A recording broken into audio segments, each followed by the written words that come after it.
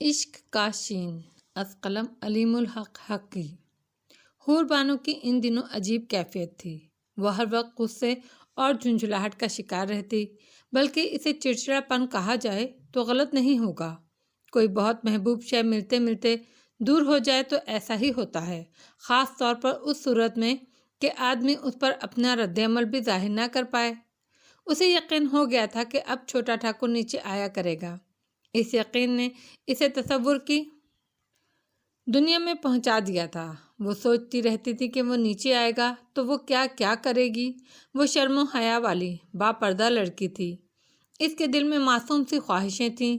وہ اماں ہی کی طرح بیٹھ کر اس سے بات نہیں کر سکتی تھی، دل چاہنے کے باوجود بھی نہیں کر سکتی تھی۔ پھر بھی چھوٹے ٹھاکر کا اپنے گھر کی طرح نیچے آ جانا اس کے لیے ایک ایسی نعمت تھی جسے مانگنے کا اس نے تصور تک نہیں کیا تھا، اور وہ نعمت اسے بنا مانگے مل رہی تھی۔ جس روز اماں نے انہیں یہ بات بتائی اور اس سے پردہ نہ کرنے کو کہا، وہ پورے دن تصور میں کھوئی رہی کہ وہ کیا کیا کرے گی، مگر ابتدا ہی میں اسے کئی عجیب سے جھٹکے لگے۔ ایسی دشواریاں پیش آئیں جن کے بارے میں اس نے سوچا بھی نہیں تھا۔ چھوٹا ٹھاکر اماں کے پاس بیٹھا ان سے باتیں کر رہا ہے۔ وہ سلیقے سے دوپٹہ اوڑھے ان کے پاس جاتی ہے۔ السلام علیکم۔ اسے پہلا جھٹکا لگا، ارے وہ تو ہندو ہے، وہ اسے سلام نہیں کر سکتی۔ دور سے نور بانو کی مشتعل نگاہیں اس کے جسم میں چبھ رہی ہیں۔ اب وہ کیا کرے؟ وہ تیزی سے کچھ اور سوچنے کی کوشش کرتی۔ ہاں، یہ ٹھیک رہے گا۔ کیسے ہیں آپ؟ یہ تو ٹھیک ہے، لیکن میں اسے مخاطب کیسے کروں گی؟ امی نے اسے بیٹا بنایا ہے تو اس رشتے سے اسے بھائی کہنا چاہیے، لیکن صرف بھائی یا بھیا کہنے کا کوئی سوال نہیں۔ وہ یہ کیسے گوارا کر سکتی ہے؟ اور اس کا نام اسے معلوم نہیں۔ ہاں، وہ چھوٹے ٹھاکر کہلاتا ہے۔ کیسے ہیں آپ چھوٹے ٹھاکر بھائی؟ وہ کہتی ہے، لیکن یہ کچھ اچھا نہیں لگتا، طویل بھی ہے، اس سے اوپری پن جھلکتا ہے۔ کیسے ہیں آپ چھوٹے ٹھاکر بھیا؟ وہ ترمیم کرتی ہے، یہ کچھ بہتر ہے، اس میں روانی ہے، لیکن اچھا اب بھی نہیں لگ رہا۔ ایک لفظ کم ہونا چاہیے، اس سرے سے یا اس سرے سے۔ ٹھاکر بھیا؟ نہیں، یہ بھی نہیں۔ آپ کیسے ہیں چھوٹے ٹھاکر؟ یہ اسے اچھا لگا، بس یہی ٹھیک ہے، اس میں بھی وہ خوش ہے اور کسی کو کوئی اعتراض بھی نہیں ہوگا۔ چھوٹا ٹھاکر سر اٹھا کر اسے دیکھتا ہے، آنکھوں میں سوال ہے۔ یہ میری بڑی بیٹی ہے، حور بانو، اماں جلدی سے تعارف کراتی ہیں۔ جی میں ٹھیک ہوں، چھوٹا ٹھاکر کہتا ہے۔ چائے لاؤں آپ کے لیے؟ وہ اس سے پوچھتی ہے۔ یہ بھی کوئی پوچھنے کی بات ہے؟ چائے تو تمہیں بغیر پوچھے لانی چاہیے تھی، اماں بناوٹی خفگی سے کہتی ہیں۔ میں نے سوچا شاید یہ شربت پسند کریں۔ نہیں، چائے ہی ٹھیک ہے۔ وہ باورچی خانے میں جاتی ہے، چائے بنا کر لاتی ہے اور اسے دے دیتی ہے، پھر وہ وہاں سے ہٹ جاتی ہے۔ اب وہ دور ایک کتاب لیے بیٹھی ہے اور چپکے چپکے اسے دیکھ رہی ہے۔ وہ کتنا اچھا لگ رہا ہے، جی چاہتا ہے وقت رک جائے، وہ یوں ہی سامنے بیٹھا رہے اور وہ چپکے چپکے اسے دیکھتی رہے۔ پھر اچانک سے وہ سر اٹھا کر اس کی طرف دیکھتا ہے، اس کی چوری پکڑی جاتی ہے۔ وہ یوں گڑبڑاتی ہے کہ اسے نظریں جھکانے کا خیال بھی نہیں آتا۔ وہ دونوں ایک دوسرے کو دیکھتے رہتے ہیں، پھر وہ گھبرا کر کتاب پر جھک جاتی ہے۔ اس پورے دن وہ جاگتی آنکھوں اسی طرح کے خواب دیکھتی رہی۔ شام کو زینوں والے دروازے پر دستک ہوئی تو وہ چونکی۔ اس کا بس چلتا تو خود دوڑ کر جاتی اور دروازہ کھول دیتی۔ بہرحال وہ خود کو سنبھالے بیٹھی رہی، لیکن اس کا دل سینے میں جیسے پھڑپھڑا رہا تھا۔ مگر وہ چھوٹا ٹھاکر نہیں تھا، رنجنا تھی۔ رات ہوئی تو مایوسی ضرور ہوئی، لیکن آس بہرحال نہیں ٹوٹی تھی۔ اگلے روز بھی وہی کچھ ہوا، مگر شدت پچھلے روز جیسی نہیں تھی۔ ہاں، رات ہونے پر گویا مایوسی سی چھائی تھی اور آس کمزور ہو گئی تھی۔ تیسرے روز اسے نور بانو پر غصہ آنے لگا۔ نور بانو ہی نے ہنگامہ مچایا تھا کہ چھوٹے ٹھاکر کو گھر میں نہیں آنا چاہیے، اور ان کا اس کے سامنے آنا کسی بھی طرح درست نہیں ہے۔ ہو سکتا ہے آواز اوپر گئی ہو، چھوٹے ٹھاکر نے سن لیا ہو۔ اتنا کچھ سننے کے بعد وہ بھلا نیچے آ سکتا ہے؟ اور کوئی وجہ اس کی سمجھ میں نہیں آ رہی تھی۔ اس نے اماں سے بھی یہ بات کہی، لیکن اماں نے یہ بات ماننے سے انکار کر دیا۔ ان کا کہنا تھا وہ گفتگو اندر والے کمرے میں ہوئی تھی، اور وہاں کی آواز اوپر جانے کا کوئی سوال ہی پیدا نہیں ہوتا۔ بعد میں اس نے خود بھی غور کیا تو اسے تسلیم کرنا پڑا کہ اماں ٹھیک کہہ رہی ہیں۔ کچھ بھی ہو، اس کے دل میں نور بانو کے لیے چڑ بیٹھ گئی، حالانکہ وہ جانتی تھی کہ نور بانو کی بات غلط نہیں تھی، اس نے جو کچھ کہا تھا ٹھیک کہا تھا، لیکن دل کے معاملات خود کار ہوتے ہیں۔ وہ نور بانو سے کھنچ گئی، اس نے کچھ پوچھا تو مختصر جواب دیا۔ اس روز اماں خود اوپر گئیں اور جا کر ہی بیٹھ گئیں۔ 2 گھنٹے بعد واپس آئیں تو خوش نظر آ رہی تھیں، لیکن انہوں نے کسی سے کوئی بات نہیں کی، کچھ بھی نہیں بتایا۔ حور بانو کو کچھ پوچھنے کی ہمت نہیں ہوئی، دل میں چور جو تھا، لیکن اس بار وہ مایوس ہو گئی۔ اس کا دل کہہ رہا تھا چھوٹا ٹھاکر کبھی نیچے نہیں آئے گا۔ 2 دن اور گزر گئے۔ سرفراز بیگم کو یقین ہو گیا کہ چھوٹا ٹھاکر نیچے نہیں آئے گا۔ وجہ انہیں نہیں معلوم تھی، انہیں تجسس بھی بہت تھا، لیکن وجہ وہ اسے پوچھنا نہیں چاہتی تھیں۔ سچ تو یہ ہے کہ اس نے نیچے نہ آ کر ان کی غلطی کی تلافی کر دی تھی اور انہیں اللہ کے سامنے شرمندگی سے بچا لیا تھا۔ اب پوچھنے میں ڈر یہ تھا کہ اس کے نیچے آنے کا ارادہ پھر نہ ہو جائے۔ یہ بات نہیں کہ وہ ایسا نہیں چاہتی تھی، دل تو ان کا اب بھی یہی چاہتا تھا کہ وہ بیٹا بن کر نیچے آئے اور ان کے پاس بیٹھے باتیں کرے، لیکن ان کے منہ سے بچوں کے پردہ نہ کرنے کی جو بات نکل گئی تھی وہ اس پر پچھتا رہی تھیں۔ تیسرے دن انہوں نے بڑے اہتمام سے لوکی کا حلوہ بنایا اور چمن بوا کے ہاتھ اوپر بھجوانے کے بجائے خود لے گئیں۔ اس بار ان کے اندر میں حقیقی ماؤں والا اعتماد تھا۔ انہوں نے رنجنا سے پوچھا چھوٹی ٹھاکر کہاں ہیں؟ اپنے کمرے میں ہیں بڑی بیگم، رنجنا نے جواب دیا۔ وہ چھوٹی ٹھاکر کے کمرے کی طرف بڑھیں، اسی لمحے وہ اپنے کمرے سے نکل آیا۔ اس نے ان کی آواز اور رنجنا کا جواب سن لیا تھا۔ آئیے ماں جی، کیسی ہیں آپ؟ اس نے پوچھا اور دور سے دروازے سے ہٹ کر انہیں راستہ دیا۔ ٹھیک ہوں بیٹا، تمہارے لیے لوکی کا حلوہ لائی ہوں۔ انہوں نے اپنے ہاتھ سے چمچہ بھرا حلوہ اسے کھلایا۔ واہ ماں جی، بڑے ہی مزے کا ہے، چھوٹی ٹھاکر نے چٹخارا لے کر کہا۔ کیوں نہ ہو، تمہارے لیے بنایا ہے، اس میں محبت کا ذائقہ بھی ہے۔ سرفراز بیگم بولی، ہر روز تھوڑا سا کھایا کرو، یہ بہت فائدہ مند ہوتا ہے۔ شکریہ ماں جی۔ اچھا اب بیٹھیے، یہ بتائیے کیا پئیں گی، چائے یا شربت؟ سرفراز بیگم ایک لمحے کو ہچکچائیں، پھر انہوں نے کہا چائے پی لوں گی۔ چھوٹا ٹھاکر ان کے سامنے بیٹھ گیا۔ رنجنا حلوہ لے کر اندر چلی گئی، اسے چائے بھی بنانی تھی۔ اور سنائیے ماں جی، گھر میں سب ٹھیک ہیں؟ اللہ کا شکر ہے بیٹا، سب ٹھیک ہے۔ چند لمحے ادھر ادھر کی باتیں ہوتی رہیں، مگر سرفراز بیگم کو اب بھی اس کے ماں باپ کے بارے میں تشنگی تھی۔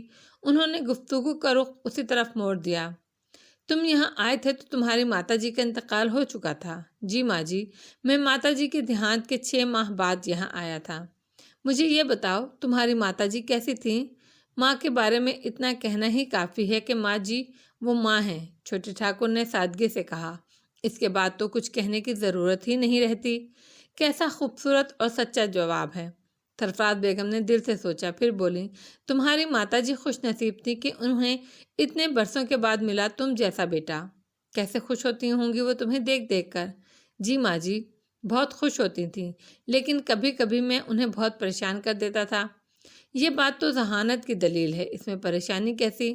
ماتا جی سیدھی سادی دھرم کی پکی تھیں، وہ چاہتی تھیں میں روز ان کی طرح پوجا کیا کروں۔ میں یہ پوچھتا تھا، یہ پوجا کیوں کی جاتی ہے؟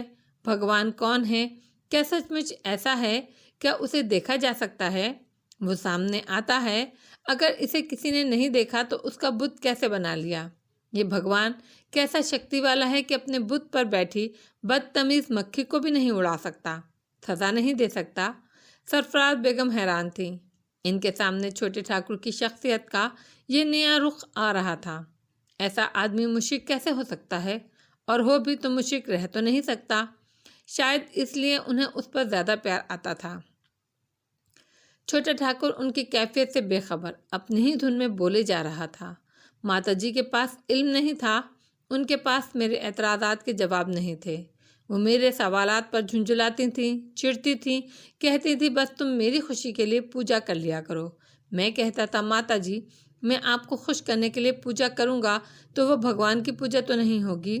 بات ٹھیک تھی، بندہ کسی انسان کو خوش کرنے کے لیے اللہ کی عبادت کرے تو اللہ اسے قبول نہیں کرتا، وہ اس سے خوش بھی نہیں ہوتا بلکہ ناراض ہوتا ہے۔ سرفراز بیگم نے سوچا، پھر بولی، کچھ تو کہتی ہوں گی تمہاری ماتا جی؟ وہ کہتی تھی پرکھوں سے پوجا چلی آ رہی ہے، ہمارے دادے پردادے اسی طرح پوجا کرتے رہے ہیں، تو ہم کیسے چھوڑ دیں؟ سرفراز بیگم کو یاد آیا کہ قرآن پاک میں کئی جگہ اللہ نے لوگوں کے کفر کی یہی وجہ بیان فرمائی ہے کہ وہ لوگ دلیل میں اپنے آباء و اجداد کے عمل کو پیش کرتے ہیں۔ وہ کہتے ہیں ہم ان دیوی دیوتاؤں کی پرستش کیسے چھوڑ دیں جنہیں ہمارے آباء و اجداد پوجتے آئے ہیں؟ تو تمہیں اس میں کیا اعتراض تھا بیٹا؟ انہوں نے پوچھا۔ دیکھیں ماں جی، انسان زندگی بھر غلطی کرتا رہتا ہے، ایک وقت میں وہ ایک نظریہ قائم کرتا ہے، آگے جا کر وہ غلط ثابت ہو جائے تو اس کی اصلاح کر لیتا ہے، جو غلط ثابت ہونے کے باوجود اس نظریے پر ڈٹا رہے وہ جاہل ہوتا ہے۔ آدمی کے تسلیم نہ کرنے سے حقیقت نہیں بدلتی، اور آدمی کے تسلیم کر لینے سے کوئی غلط بات درست نہیں ثابت ہوتی۔ میں ماتا جی سے کہتا تھا یہ بھی تو ممکن ہے ہمارے دادے پردادے غلطی پر ہوں، ہمیں اس پر غور کرنا چاہیے۔ یہ سن کر ماتا جی کو غصہ آتا تھا، لیکن میری محبت میں وہ اسے پی جاتی تھیں۔ بس وہ مجھ سے کہتی بس ان کی خوشی کے لیے پوجا کر لیا کروں۔ تو پھر تم کیا کرتے تھے؟ ماتا جی کی خاطر میں پوجا کر لیا کرتا تھا۔ جس روز ماتا جی کا دیہانت ہوا، پتا جی نے مجھے بلا کر کہا تمہاری ماتا جی کی حالت اچھی نہیں، بھگوان سے پرارتھنا کرو وہ ٹھیک ہو جائیں۔ اس روز پہلی اور آخری بار اپنی مرضی سے ماتا جی کے کمرے میں گیا۔ میں نے پوجا کی اور بھگوان سے پرارتھنا کی کہ میری ماتا جی کو جیون دے دو، اسے مرنے نہ دو۔ میں پوجا کر کے نکلا تو پتہ چلا ماتا جی جا چکی ہیں۔ پھر میں آخری بار پوجا کے کمرے میں گیا۔ میں نے بھگوان سے کہا میں نے کبھی تجھے نہیں مانا، میں نہیں مانتا کہ تجھ میں کوئی شکتی ہے، تو خود کو بھی نہیں بچا سکتا، کسی اور کو کیا بچائے گا؟ میں شرمندہ ہوں میں نے تجھ سے کچھ مانگا، آج کے بعد تجھ سے میرا کوئی واسطہ نہیں۔ تجھ میں کوئی شکتی ہے تو مجھے شراب ضرور دینا، میں تیرے شراب کا انتظار کروں گا۔ چھوٹے ٹھاکر نے گہری سانس لی، پھر دوبارہ سلسلہ کلام جوڑا۔ اس دن کے بعد ماں جی میں نے کبھی پوجا نہیں کی۔ وہ سب کچھ سننا اتنا غیر متوقع اور اثر انگیز تھا کہ سرفراز بیگم سن ہو کر رہ گئیں۔ چھوٹا ٹھاکر بھی خاموش ہو گیا تھا۔ سرفراز بیگم کچھ دیر اسی کیفیت میں بیٹھی رہیں، پھر انہوں نے کہا تو تم اپنی ماتا جی کی موت کی وجہ سے بھگوان سے دور ہو گئے؟ نہیں ماں جی، یہ بات نہیں، میں نے جب سے ہوش سنبھالا تھا بھگوان کو دیوتاؤں کو کبھی مانا ہی نہیں تھا، میری عقل نہیں مانتی تھی، وہ تو بس وقت پڑنے پر تنکے کے سہارے والی بات تھی۔ ایسے میں آدمی کسی سے بھی امید لگا لیتا ہے۔ چھوٹے ٹھاکر نے کہا، پھر انہیں غور سے دیکھا، ایسا تو آپ بھی کرتی ہوں گی؟ میں تو بھائی سب کچھ اللہ سے مانگتی ہوں اور اس ایمان کے ساتھ مانگتی ہوں کہ وہ سب کچھ دے سکتا ہے، لیکن جانتی ہوں اصل چیز اس کی مرضی ہے، وہ چاہے تو دے اور چاہے تو نہ دے۔ میں یہ بھی مانتی ہوں کہ وہ جو کچھ کرتا ہے بہتر ہوتا ہے۔ میں مانگتی ہوں بھکاریوں کی طرح، غلاموں کی طرح، عاجزی سے، میں اس سے شرطیں نہیں لگاتی۔ چھوٹا ٹھاکر کچھ شرمندہ نظر آنے لگا۔ میں بھی اللہ سے شرط نہیں لگاتا ماتا جی، وہ بولا تو اس کے لہجے میں شرمندگی تھی۔ وہ تو بھگوان کا معاملہ تھا، اس کے بارے میں جو کچھ بتایا جاتا ہے میں نے اس پر کبھی اعتبار نہیں کیا۔ ویسے ماں جی آپ نے بہت اچھی بات کہی، میں نے بھیک مانگنے والوں کو دیکھا ہے، وہ اپنے جیسے انسانوں کے سامنے ہاتھ پھیلاتے ہیں تو بھی عاجزی سے، اور بھیک نہ دیں تو اس سے لڑتے نہیں۔ میری سمجھ میں ایک بات آ گئی ماں جی، اللہ سے مانگتے ہوئے عاجزی ایسی ہونی چاہیے، ایسی کہ اسے کوئی مثال نہیں سوچ رہی تھی، بس میں سمجھ سکتا ہوں، بیان نہیں کر سکتا۔ چند لمحے بعد اس نے بے بسی سے کہا، اور اکثر تو ہونی ہی نہیں چاہیے۔ بالکل، سرفراز بیگم نے جوش سے کہا، اور یاد رکھو اللہ کو اپنے بندے کا کچھ مانگنا بہت اچھا لگتا ہے، بلکہ اللہ سے ہی مانگنا تو بندگی ہے، ورنہ بندے کی چھوٹی چھوٹی اور بڑی سے بڑی ہر ضرورت کو اللہ کے سامنے ہاتھ پھیلانا ہی چاہیے۔ اللہ دعا ضرور قبول کرتا ہے، ہاں اس کی حیثیت نہ ہو تو دعا کا صلہ دنیا میں نہیں ملتا، لیکن دعا رائگاں نہیں ہوتی، وہ یہاں نہیں دے گا تو آخرت میں اور بڑھا کر دیتا ہے۔ آپ نے مجھے بہت کام کی بات بتائی ہے ماں جی، اب تو میں ہر چیز اللہ سے ہی مانگوں گا، مگر یہ بتائیے یہ آخرت کیا ہے؟ یہ وہ لمحہ تھا کہ سرفراز بیگم کو جھٹکا لگا۔ اپنے جوش میں انہیں یہ خیال ہی نہیں رہا کہ وہ یہ ساری باتیں ایک ہندو سے کر رہی ہیں، اور لگتا بھی کیسے، وہ تو ایمان والوں ہی کی طرح بول رہا تھا۔ اب انہیں احساس ہوا کہ وہ اللہ کا نام لے رہا ہے، اور عقیدت احترام سے لے رہا ہے۔ وہ چند لمحے حیرت سے اسے دیکھتی رہیں، پھر بولی، چھوٹے ٹھاکر، تم اللہ کو کیا جانو؟ جواب میں چھوٹے ٹھاکر نے بڑی عاجزی سے کہا، نہیں جانتا ماں جی، لیکن جب سے ہوش سنبھالا ہے جاننے کی کوشش کر رہا ہوں، جستجو میں لگا ہوا ہوں، یہی تو مقصد ہے میری زندگی کا۔ لیکن اللہ، تمہیں تو بھگوان کہنا چاہیے۔ نہیں ماں جی، میری عقل مجھے بتاتی ہے کہ یہ کائنات کا مربوط نظام ایک ہستی کا قائم کیا ہوا ہے، وہی اسے چلا رہا ہے، میں اسے کھوج رہا ہوں، مجھے اس کا نام بھی معلوم نہیں، لیکن یہ نام اللہ میرے دل کو اچھا لگا، اب میں اسے اللہ ہی کہتا ہوں۔ چھوٹے ٹھاکر نے کہا۔ پھر اسے خیال آیا اس نے کچھ پوچھا تھا جس کا جواب ماں جی نے اسے نہیں دیا۔ ماں جی، یہ آخرت کیا ہے؟ سرفراز بیگم سوچ میں پڑ گئیں، بتائیں یا نہ بتائیں؟ پھر انہوں نے سوچا، اس نے پوچھا ہے تو بتانا ان پر فرض ہے، یہ ہم مسلمانوں کے ایمان کا حصہ ہے، جسے اللہ نے پیدا کیا ہے اسے مرنا بھی ہے، لیکن اللہ نے ایک دن مقرر کیا ہے جس کا علم کسی کو نہیں، وہ دن آئے گا جسے قیامت کہتے ہیں، تو یہ دنیا ختم ہو جائے گی اور اللہ کے حکم سے تمام مردے جی اٹھیں گے، پھر ہر شخص کو اپنے اعمال کا حساب دینا ہوگا، نیکیاں زیادہ ہوں گی تو جنت ملے گی، برے اعمال کے نتیجے میں دوزخ ملے گی، یہ آخرت ہے، اس کے بعد کبھی نہ ختم ہونے والی زندگی ہے، اس میں جہنم نصیب ہو تو اللہ ہی اپنی رحمت سے نکالے تو نکالے۔ خاموشی چھا گئی، چھوٹے ٹھاکر کا چہرہ خوف زدہ تھا اور وہ کسی گہری سوچ میں تھا۔ سرفراز بیگم نے اسے چند لمحوں غور سے دیکھا، اس کے بعد انہوں نے کہا، تم یہ سوچ رہے ہو نا کہ مرنے کے بعد اللہ آدمی کو کیسے زندہ کرے گا؟ چھوٹا ٹھاکر بری طرح چونکا، نہیں ماں جی، یہ بات اللہ ہی نے بتائی ہے نا؟ ہاں، اللہ نے قرآن پاک میں خود فرمایا ہے، تو پھر میں یہ کیسے سوچ سکتا ہوں؟ چھوٹے ٹھاکر نے کہا، اللہ نے کہا ہے تو یہ ہو کر رہے گا، وہ تو مہان شکتی والا ہے، وہ جو چاہے کر سکتا ہے۔ سرفراز بیگم کی حیرت کی کوئی حد نہیں تھی، قرآن پاک میں اللہ نے بتایا ہے کہ اسی بات پر تو کافر سب سے زیادہ بحث کرتے تھے، ان کے خیال میں یہ ممکن ہی نہیں تھا، اسی وجہ سے وہ اپنے کفر میں آگے بڑھتے گئے۔ وہ سوچ رہی تھیں، یہ کیسا مشرک ہے کہ اللہ کے کہنے پر ایسا یقین رکھتا ہے، یہ کیسی غیر معمولی بات ہے۔ تو تم یہ بتاؤ کیا سوچ رہے ہو؟ انہوں نے اس سے پوچھا۔ میں یہ سوچ رہا ہوں آخرت میں میرا کیا ہوگا، مجھے تو یہ معلوم ہی نہیں تھا، میں نے تو کچھ اچھا کام کیا ہی نہیں، اتنے برسوں سے میں بس کھوج میں لگا ہوا ہوں، کتنا وقت ضائع کر دیا میں نے۔ چھوٹے ٹھاکر کے لہجے میں پریشانی تھی، سرفراز بیگم کو اس پر پیار آ گیا، حق کی تلاش میں صرف ہونے والا وقت ضائع نہیں ہوتا، اسے تو اللہ کے ہاں عبادت کا درجہ حاصل ہوتا ہے، انہوں نے اسے سمجھایا۔ اور ابھی تمہاری عمر کیا ہے، اچھے کام کرنے کو عمر پڑی ہے اور برے تو تم ہو بھی نہیں۔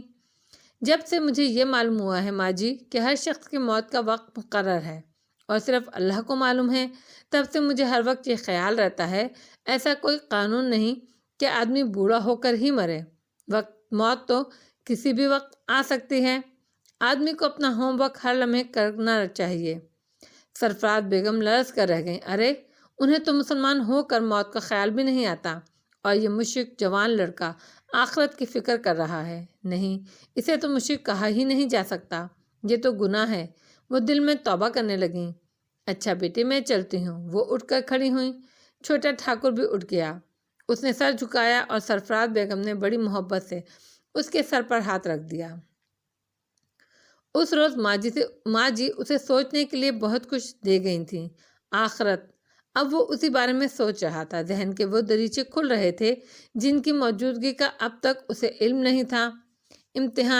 امتحانوں کی وہ کیسی فکر کیا کرتا ہے، پاس ہونے کی کتنی اہمیت ہے اور فیل ہونے کا کتنا خوف، مگر سب سے بڑا امتحان جس کی اسے کوئی فکر ہی نہیں تھی، اس میں فیل ہو گیا اور ہمیشہ کے لیے جہنم میں جا پڑا تو، مگر ابھی اسے جنت اور جہنم کے بارے میں تفصیلات معلوم نہیں تھیں، اسی لیے اس کا خوف بھی بڑا نہیں تھا، پھر بھی آخرت کی فکر اسے ستانے لگی۔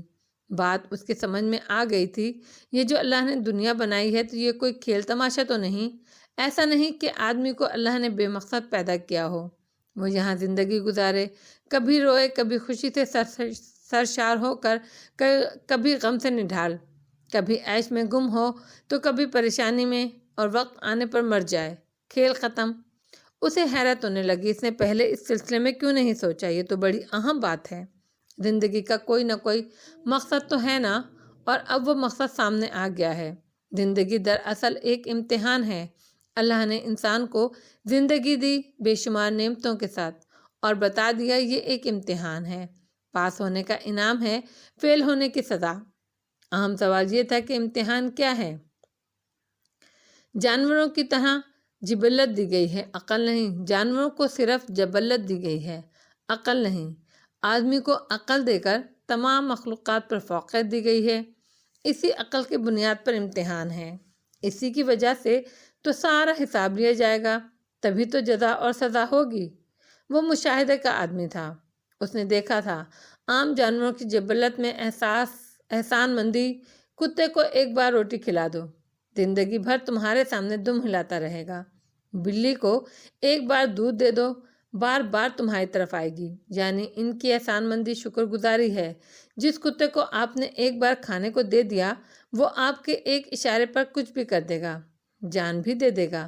اور ایک آدمی ہے، جانتا ہے اللہ نے اسے پیدا کیا، تمام جانداروں میں عزت عطا فرمائی، مرتبہ دیا، عقل جیسی نعمت دی، لیکن وہ اس کی وفاداری اور تابعداری نہیں کرتا، یعنی وہ ناشکرا اور احسان فراموش ہے۔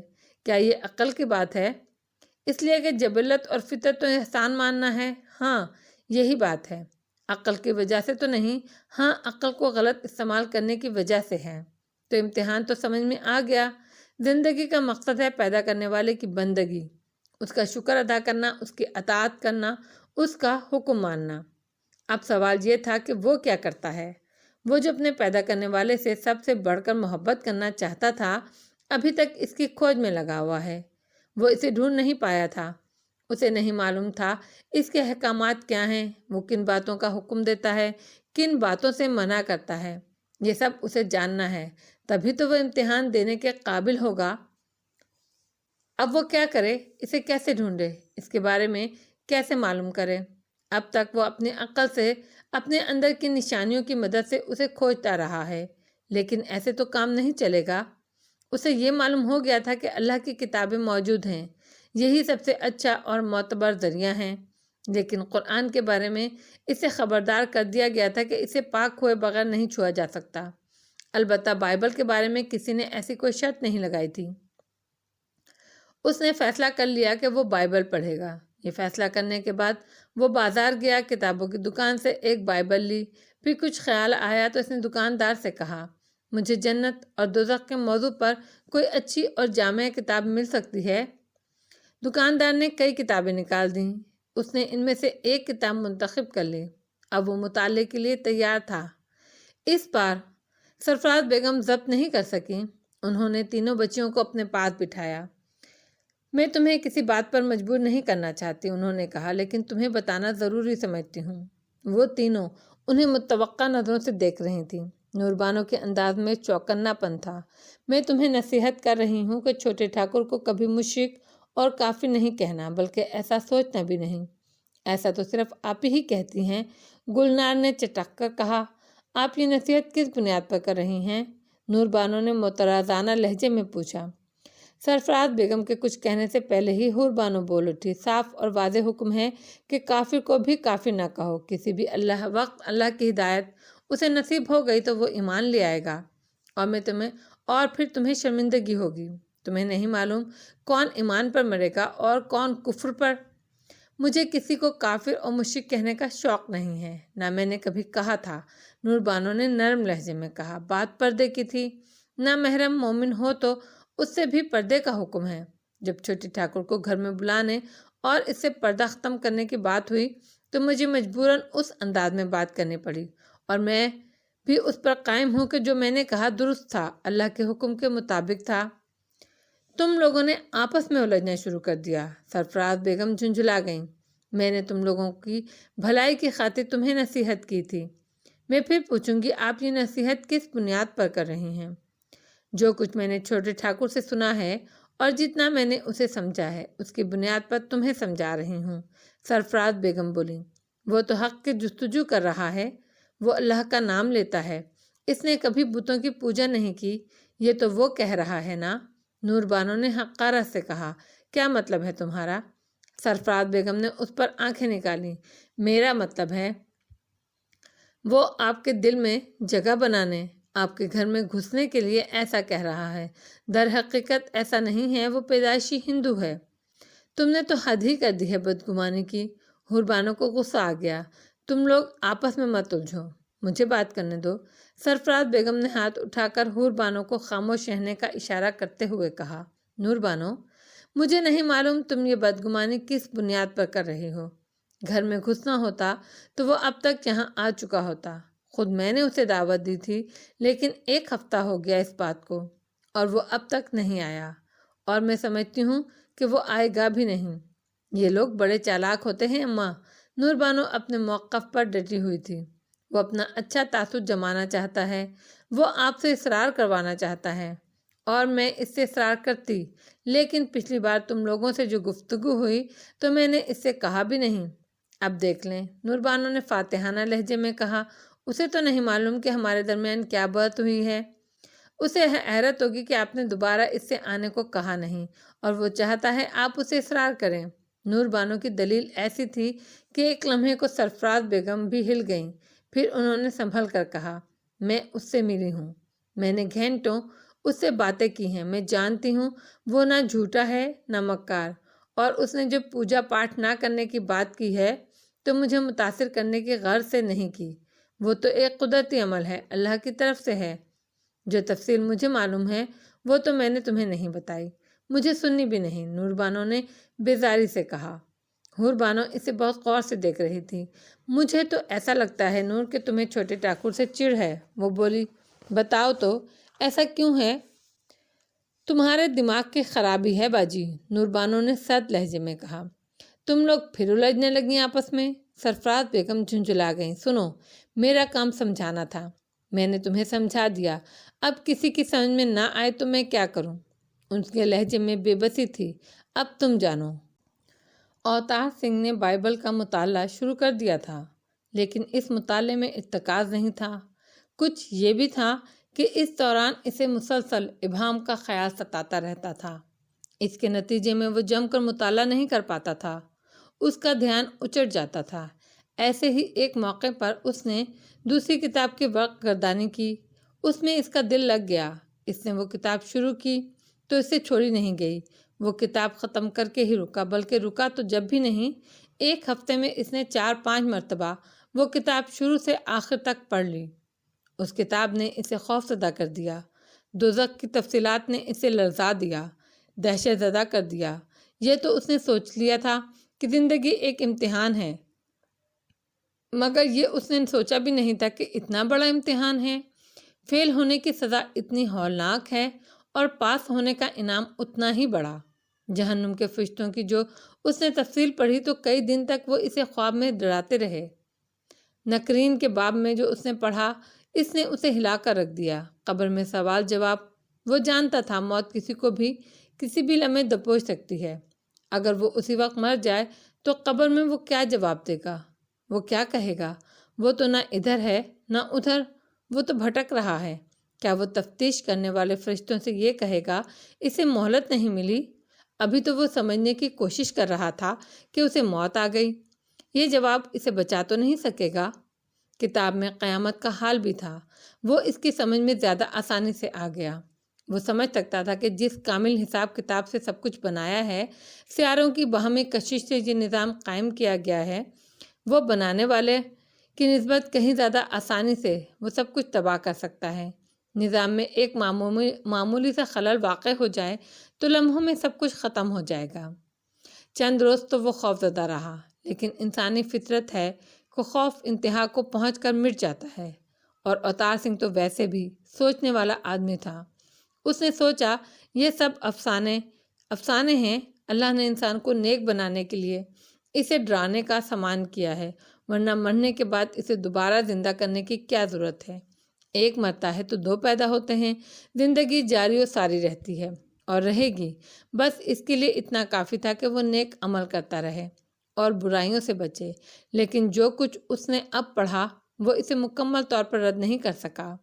اسے یہ خیال رہتا تھا کہ اس کے دونوں کاندھوں پر حساب لکھنے والے موجود ہیں، اس کا ایک ایک عمل تحریر کیا جا رہا ہے، اسے چوکنا رہنا چاہیے۔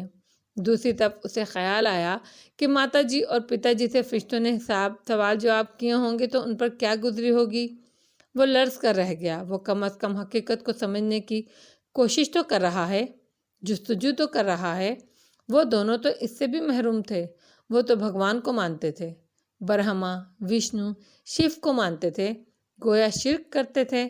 تب اسے ایک عجیب خیال آیا، ماتا جی تو بچ گئی ہوں گی، ان کی تو چتا جلائی گئی تھی، وہ دفن تھوڑی ہی کی گئی تھیں۔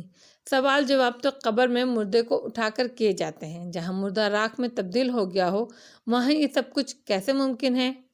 البتہ پتا جی کا معاملہ مختلف تھا۔ وہ ان کی چتا کو آگ نہیں دے سکا تھا، وہ اس کے سامنے ختم ہوئے تھے اور وہ ریت کے تلے دفن ہوئے تھے۔ اس پر اسے ایک بات یاد آئی۔ پتا جی نے کہا، جلانا نہیں، دفن کرنا۔ یہ بات پہلے اس کے لیے الجھن کا باعث بنی تھی۔ یہ بات پتا جی اپنے لیے تو نہیں کہہ سکتے تھے، کیسے کہہ سکتے تھے؟ اس کا خیال تھا انہوں نے یہ بات چاچا جی اور ویر جی کے لیے کہی ہوگی۔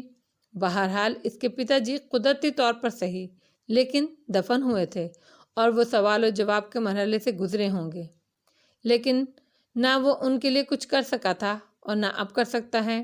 ہاں، وہ اپنی سمت درست کر لے تو ان کے لیے شاید کچھ کر سکے۔ ان دو کتابوں کے مطالعے نے، ایک کا جزوی اور دوسرے کا تفصیلی مطالعہ، اسے ہلا کر رکھ دیا تھا۔ اب تک جو اپنے طور پر وہ جستجو کر سکتا تھا کرتا رہا تھا، تو اس کے انداز میں یکسوئی اور سکون تھا۔ یہی حال اس کی سوچوں کا تھا۔ ان میں ٹھنڈک تھی، سکون تھا، لیکن اب ان میں جہنم کی گرمی، اضطراب اور خوف در آیا تھا۔ وہ وہی تھا پہلے جیسا، لیکن اس کی کیفیت بدل گئی تھی۔ اس نے سوچا، کیا مطالعہ آدمی کو مضطرب اور بے سکون کر دیتا ہے؟ اس سوچ کے ساتھ دلیل بھی تھی۔ اس مطالعے نے اسے انتشار بھی دیا تھا، مضطرب اور بے چین بھی کیا تھا، لیکن اسے لگ رہا تھا اب تک کے کیے کرائے پر پانی پھر گیا تھا۔ اس نے یاد کرنے کی کوشش کی، اس کا یہ سفر شروع کہاں سے ہوا تھا؟ اس وقت سے جب اسے لکھنا پڑھنا بھی نہیں آتا تھا۔ اس کے سفر کا آغاز مشاہدے سے ہوا تھا۔ مشاہدے کے نتیجے میں اس کے ذہن میں سوالات ابھرے تھے۔ اس کے پاس جواب نہیں تھے، جواب اسے استادوں سے ملے تھے۔ ماسٹر جی اس کے پہلے استاد تھے، پھر ماتا جی اور اماں تھیں۔ ماسٹر جی کا خیال آیا تو وہ بری طرح چونکا، اسے شرمندگی ہونے لگی۔ کب سے اس نے ماسٹر جی کو نہیں دیکھا تھا، اور اسے ان کا خیال، ان کی یاد بھی نہیں آئی تھی۔ وہ جب گاؤں جا رہا تھا تو ماسٹر جی بیمار تھے، انہی کی وجہ سے رگھو اور انجنا بھی گاؤں نہیں جا سکے تھے، اور جب وہ واپس آیا اور اس کی طبیعت ذرا سنبھلی تو اس نے رگھو سے ماسٹر جی کے بارے میں پوچھا۔ ان کی طبیعت آپ کے جانے کے دوسرے روز سنبھل گئی تھی مالک، رگھو نے بتایا۔ اس سے اگلے روز انہوں نے اپنے گھر جانے کو کہا، کہتے تھے بچے بہت یاد آ رہے ہیں، چھوٹے ٹھاکر کی واپسی تک ان کے ساتھ وقت گزارا ہوں۔ یہ کہہ رہے تھے فکر نہ کریں، میں آپ ہی واپس آ جاؤں گا۔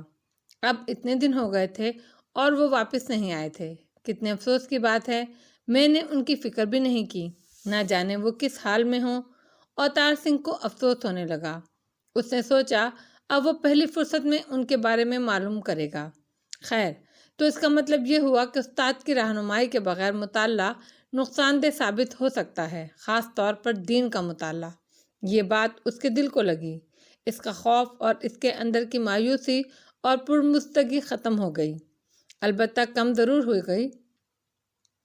وہ سوچ رہا تھا مولوی صاحب زندہ ہوتے تو اس سے اسے مدد ملتی۔ اب وہ اپنے لیے استاد کہاں سے تلاش کرے؟ گرد و پیش میں اسے ایسا کوئی نظر نہیں آتا تھا۔ پھر اس کا دھیان بٹ گیا۔ جس امتحان کا اسے خوف نہیں تھا، اس کا نتیجہ آ گیا تھا، وہ پاس ہو گیا تھا۔ سرفراز بیگم کرتے پر کڑھائی کر رہی تھی، پاجامہ وہ پہلے ہی سی چکی تھیں۔ یہ کام کرتے ہوئے انہیں کیسی خوشی ہو رہی تھی، اس کا اندازہ کوئی نہیں کر سکتا تھا۔ بیٹے کے لیے کپڑے سینے کی خوشی ان کے لیے بالکل نئی تھی۔ کرتا مکمل کر کے انہوں نے استری کے لیے کوئلے دہکائے، بڑی محبت اور نفاست سے انہوں نے کپڑے استری کیے، تہہ کر کے رکھ دیے۔ یہ سب کچھ کرنے کے بعد انہیں خیال آیا کہ اگر چھوٹے ٹھاکر کو یہ کپڑے اچھے نہیں لگے تو کیا ہوگا۔ ویسے تو وہ گھر پر قمیص پاجامہ ہی پہنتا تھا، کم از کم دھوتی میں انہوں نے کبھی اسے نہیں دیکھا تھا۔ انہوں نے اس خیال پر دل ہی دل میں خود کو جھڑک دیا، آدمی اپنی خوشی کے لیے کوئی کام کرے اور اس کے بعد اندیشے لے کر بیٹھ جائے، یہ بھی کوئی بات ہے؟ انہوں نے محبت سے لباس دیا ہے تو انشاءاللہ وہ اسے محبت ہی سے پہنے گا۔ محبت دل سے دل تک پہنچنے کا راستہ خود ہی بنا لیتی ہے۔ انہوں نے سوچا شام کو یہ تحفہ لے کر جائیں گی، ویسے بھی اس کی صورت دیکھے کئی دن ہو گئے ہیں۔ لیکن شام کو رنجنا مٹھائی کا بڑا ڈبہ لے کر آ گئی۔ یہ لیجئے بیگم صاحبہ، چھوٹے ٹھاکر نے یہ مٹھائی بھجوائی ہے، اس کے ساتھ کوئی خوشخبری بھی ہوگی۔ سرفراز بیگم نے ڈبہ لیتے ہوئے کہا۔ جی بڑی بیگم، چھوٹے ٹھاکر امتحان میں پاس ہو گئے ہیں۔ سرفراز بیگم کو تو خوشی بہت ہوئی، لیکن دھچکا بھی لگا۔ کیسا بے مروت لڑکا ہے یہ، کتنی غیرت برتتا ہے۔ کم از کم یہ خوشخبری تو خود آ کر سنا دیتا، اسی بہانے وہ نیچے آ سکتا تھا۔ انہوں نے مٹھائی کھلاتے ہوئے بیٹیوں سے بھی یہ بات کہی، اور تم کہتی ہو وہ نیچے آنے کے لیے ہم سے اصرار کروانا چاہتا ہے۔ انہوں نے نور بانو سے کہا۔ اس نے تو اس جواب سے بھی فائدہ نہیں اٹھایا۔ اس سے میری بات کی تائید ہی ہوتی ہے ماں، نور بانو نے دھیرے سے کہا۔ دل میں کوئی بات ہو تبھی آدمی اتنی احتیاط کرتا ہے۔ تم پھر شروع ہو گئیں، حور بانو نے اسے ٹوکا۔ پھر ماں سے بولی، اب اس مسئلے پر بات ہی نہ کیا کریں ماں، نور بانو کا تو وہی حال ہے، مرغے کی ایک ٹانگ۔ ویسے مجھے یقین ہے چھوٹے ٹھاکر کو ہماری باتوں کی سنگن ضرور ہو گئی ہے، اللہ ہی جانے۔ سرفراز بیگم نے گہری سانس لے کر کہا۔ اچھا، میں ذرا اوپر جا رہی ہوں۔ ان کے اٹھنے کے بعد نور بانو نے آہستہ سے کہا، اماں کو بھی عجیب محبت ہوئی ہے چھوٹے ٹھاکر سے، اس پر ممتا لٹانے کو بے قرار رہتی ہیں، دن رات ایک کر کے کرتا کڑھاڑا اب وہ اسے دے کر آئیں گی۔ تم تو بس یوں ہی علامہ بنی پھرتی ہو، تم کہاں سمجھ سکتی ہو یہ بات، یہ محبت ہے محبت، حور بانو نے جل کر کہا۔ میں تم سے زیادہ سمجھتی ہوں باجی۔ حور بانو نے بہت غور سے اسے دیکھا۔ کیا واقعی؟ یقین نہیں آتا۔ اس کے لہجے میں تضحیک تھی۔ نور بانو اس کی آنکھوں میں دیکھ رہی تھی۔ تمہاری یقین کرنے نہ کرنے سے کچھ نہیں ہوتا باجی، یہ سچ ہے۔ میں تم سے زیادہ سمجھتی ہوں، لیکن اللہ کے حکم سے روح گردانی کبھی نہیں کر سکتی۔ بس بڑے بڑے بول بول سکتی ہو تم، حور بانو نے اٹھتے ہوئے کہا اور پاؤں پٹکتی ہوئی کمرے میں چلی گئی۔ ادھر اوپر جاتے ہوئے سرفراز بیگم سوچ رہی تھیں، ان کی محبت یقیناً سچی ہے۔ وہ اس محبت کی وجہ سے چھوٹے ٹھاکر کے لیے کپڑے سی رہی تھیں۔ آج کرتا مکمل ہوا اور آج ہی اس کا نتیجہ نکلا۔ اب یہ امتحان میں پاس ہونے کا انعام کہلائے گا۔ وہ اوتار سنگھ کے سامنے بیٹھی اسے محبت سے تک رہی تھیں۔ پھر انہوں نے اس کی طرف وہ کپڑے بڑھائے۔ یہ میں نے تمہارے لیے سیے ہیں، آج ہی کرتا مکمل ہوا اور آج ہی تم پاس ہوئے، اب اسے اپنا انعام سمجھ لو۔ اوتار سنگھ نے کپڑے لے لیے اور شوخ لہجے میں بولا، انعام تو میں الگ سے لوں گا، یہ تو آپ ویسے ہی میرے لیے سی رہی تھیں۔ ٹھیک کہہ رہے ہو، انعام الگ سے ملے گا۔ سرفراز بیگم کو اس کے رد عمل نے خوش کر دیا۔ اوتار سنگھ کرتے کو کھول کر اس کی کڑھائی کا جائزہ لے رہا تھا، انگلی پھیر کر محسوس کر رہا تھا۔ سرفراز بیگم کا دل پھر اندیشوں سے بھر گیا، کیا پتا یہ اسے پسند نہ آئے۔ انہیں گھبراہٹ ہونے لگی۔ یہ آپ نے اپنے ہاتھوں سے سیا ہے؟ یہ کڑھائی بھی؟ اس نے پوچھا۔ اس کے لہجے میں حیرت تھی۔ ہاں، خود سیا ہے، خود کاڑا ہے، لیکن معاف کیجیے گا ماں جی، میں ابھی آیا۔ ان کی بات پوری ہونے سے پہلے ہی اوتار سنگھ اٹھا اور باہر چلا گیا۔ اس کے انداز میں عجلت تھی۔ سرفراز بیگم کو پھر اندیشے ستانے لگے، شاید اسے اچھا نہیں لگا، لیکن وہ کمرے میں واپس آیا تو وہی کرتا اور پاجامہ پہنے ہوئے تھا۔ سرفراز بیگم اسے دیکھتی رہ گئیں۔ ویسے بھی وہ بہت خوبصورت اور وجیح لڑکا تھا، لیکن کرتے اور پاجامے میں تو وہ بہت ہی حسین لگ رہا تھا۔ آپ بتائیں، آپ کیا کہہ رہی تھیں؟ اس نے انہیں چونکا دیا۔ وہ چونکی تو، لیکن اس کیفیت سے باہر نہ نکل سکیں۔ وہ وارفتگی سے اسے دیکھے جا رہی تھیں۔ میں کہہ رہی تھی، یہ سیتے وقت میں نے یہ بھی نہیں سوچا کہ یہ تمہیں لباس اچھا بھی لگے گا یا نہیں۔ انہوں نے اسی کیفیت میں دل کی بات کہہ دی، حالانکہ اب اس کا کوئی جواز نہیں تھا۔ اس کا جواب تو عملی طور پر میں دے چکا ہوں، اوتار سنگھ نے سادگی سے کہا، مگر یہ بتائیں آپ نے یہ بات سوچی کیوں؟ میں نے تمہیں کبھی کرتا پہنے ہوئے نہیں دیکھا، اس لیے ماں جی یہ تو بہت خوبصورت اور نفیس ہے، پھر آپ نے اتنی محبت سے خود سیا ہے اور خود کڑھائی کی ہے، میں اسے ہمیشہ فخر اور محبت سے پہنوں گا، مجھے تو اس میں ممتا کی نرمی اور ٹھنڈک بھی محسوس ہو رہی ہے۔ سرفراز بیگم کی آنکھیں بھیگ گئیں، اس کے لہجے میں سچائی تھی۔ اور میں ایک بات بتاؤں ماں جی، میں نے ہمیشہ اچھا لباس پہنا مگر باہر کا سلا ہوا، ماتا جی کو سینا نہیں آتا تھا، اماں کو میں نے کبھی سلائی کرتے نہیں دیکھا، یہ پہلا لباس ہے جو کسی نے میرے لیے اپنے ہاتھوں سے سیا ہے، اور یہ اتنی باریک اور نفیس کڑھائی ہے کہ میں اندازہ کر سکتا ہوں آپ نے اس پر کتنی محنت کی ہے، کتنا وقت لگایا ہے۔ یہ تو میری زندگی کا سب سے خوبصورت لباس ہے اور سب سے قیمتی بھی۔ سرفراز بیگم کی خوشی کی کوئی حد نہیں تھی، وہ اچھا قدردان بھی تھا۔ مگر یہ بتائیے ماں جی، آپ نے میرا ناپ لیے بغیر ٹھیک میرے ناپ کے کپڑے کیسے سی دیے؟ اس پر مجھے حیرت ہے۔ سرفراز بیگم کا دل محبت اور ممتا سے لبالب بھر گیا۔ میں تمہیں سچ مچ اپنا بیٹا سمجھتی ہوں چھوٹے ٹھاکر، اور کسی ماں کو اپنے بیٹے کا ناپ لینے کی ضرورت نہیں پڑتی، اس کی نگاہوں کی پیمائش سچی ہوتی ہے۔ اوتار سنگھ نے اپنا جائزہ لیا، پھر پوچھا، میں کیسا لگ رہا ہوں ماں جی؟ بہت اچھے، بالکل مغل شہزادوں کے جیسے۔ اوتار سنگھ ان کے سامنے بیٹھ گیا۔ مجھے انعام میں ایسا ہی جوڑا اور دیں گی نا؟ ایک نہیں کئی جوڑے دوں گی انشاءاللہ، سرفراز بیگم نے خوش ہو کر کہا۔ پھر بولی، ارے میں نے تمہیں پاس ہونے کی مبارکباد تو دی ہی نہیں، بہت بہت مبارک ہو بیٹا، اللہ تمہیں ہر امتحان میں کامیابی عطا فرمائے۔ اوتار سنگھ کے لیے یہ بہت بڑی دعا تھی، کیونکہ اس تذکرے پر اسے زندگی کے امتحان کا خیال آ گیا تھا۔ لیکن بیٹے، مجھے تم سے ایک شکایت ہے، سرفراز بیگم نے اچانک کہا۔ اوتار سنگھ سنبھل کر بیٹھ گیا۔ مجھ سے ایسی کیا غلطی ہو گئی ماں جی؟ ہو سکتا ہے تمہارے نزدیک بڑی بات نہ ہو، مگر مجھے تو بڑی ہی بات لگی، اسی لیے شکایت کر رہی ہوں۔ کچھ بتائیں تو ماں جی۔ اس جذباتی لمحے میں سرفراز بیگم ہر احتیاط بھول گئیں۔ اس وقت تو بس وہ ایک ماں تھیں جسے اپنے بیٹے سے بدلحاظی کی شکایت تھی۔ ادب کا تقاضا تھا بیٹے کہ تم خود مٹھائی لے کر نیچے آتے، مجھے یہ خوشخبری سناتے اور اپنے ہاتھ سے میرا منہ میٹھا کراتے۔ تم نے تو غیروں کی طرح رنجنا کے ہاتھ مٹھائی بھجوائی اور خوشخبری بھی۔ کیا بیٹے ماں کے ساتھ ایسا کرتے ہیں؟ وہ جیسے پھٹ پڑیں۔ اوتار سنگھ کا چہرہ فق ہو گیا۔ آپ کا دل دکھا ماں جی، مجھے معاف کر دیجیے، لیکن میرے اس عمل میں گستاخی اور بے ادبی نہیں تھی، نہ ہی کوئی بدنیتی۔ میں بہت شرمندہ ہوں، لیکن مجبوری بھی ہوں۔ ماں جی، تم یہ کہہ رہے ہو تم نیچے میرے گھر کبھی نہیں آؤ گے؟ جی ماں جی۔ تو مجھے اس کی وجہ بھی بتا دو۔ اوتار سنگھ سوچ میں پڑ گیا۔ اس کی ہچکچاہٹ واضح تھی۔ یہ آپ کیوں پوچھ رہی ہیں؟ میں جاننا چاہتی ہوں، یہ ضروری ہے میرے لیے۔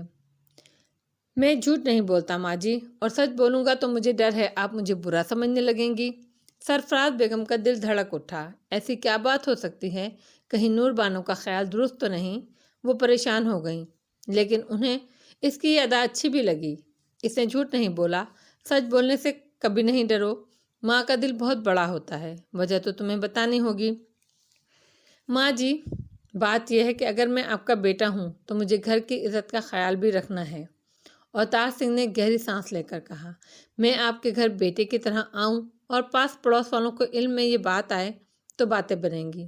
کوئی کسی کی زبان نہیں پکڑ سکتا، اپنی عزت کا خود خیال رکھنا پڑتا ہے، اور اب آپ کے گھر کی عزت میری عزت ہے۔ اس کی بات کی سچائی نے سرفراز بیگم کے دل کو چھو لیا۔ انہیں احساس ہو رہا تھا کہ بات صرف اتنی نہیں ہے، اس طرح سوچنا تو تمہاری بڑائی اور اچھائی کی دلیل ہے، اس پر میں تمہیں برا کیسے سمجھ سکتی ہوں؟ انہوں نے کہا، بہتر یہ ہے مجھے پوری بات بتاؤ۔ آپ مجھ سے وہ کیوں سننا چاہتے ہیں جو میں کہنا نہیں چاہتا؟ اوتار سنگھ بے بسی سے بولا، میں کہہ رہا ہوں نا، میرا آپ کے گھر آنا آپ کے لیے نقصان دہ ہو سکتا ہے، اسی لیے میں نیچے نہیں آؤں گا۔ نہیں، مجھے پوری بات بتاؤ، ورنہ میں سمجھوں گی تم مجھے ماں نہیں سمجھتے۔ ٹھیک ہے تو سن لیجیے، اوتار سنگھ نے گہری سانس لے کر کہا، دیکھیے ماں جی، آدمی تو خطا کا پتلا ہوتا ہے، کچھ پتہ نہیں کب کہاں بہک جائے۔ میں بہن سے محروم رہا ہوں، مجھے نہیں معلوم بھائی بہنوں کے ساتھ کیسے ہوتے ہیں، بہنوں کے ساتھ کیسا رویہ ہوتا ہے ان کا، اور میں بھی آدمی ہوں، کبھی میری نظر بھی بہک گئی، چاہے ایک لمحے کے لیے بہکے تو میں ساری زندگی کے لیے اپنی نگاہوں میں گر جاؤں گا۔ مجھے ہمیشہ پچھتاوا رہے گا کہ ماں جی نے مجھ پر بیٹے کا سا اعتبار کیا اور میں نے اس اعتبار کو دھوکہ دیا۔ اس شرمندگی میں میں آپ کو بھی کھو بیٹھوں گا۔ میں جانتا ہوں ماں جی کہ کوئی بھی انسان کسی بھی لمحے کسی بھی کمزوری کا شکار ہو سکتا ہے۔ میں خود کو ایسی کسی آزمائش میں کیوں ڈالوں جس میں مجھے ہار کر محبت کرنے والی ماں کو کھونا پڑے۔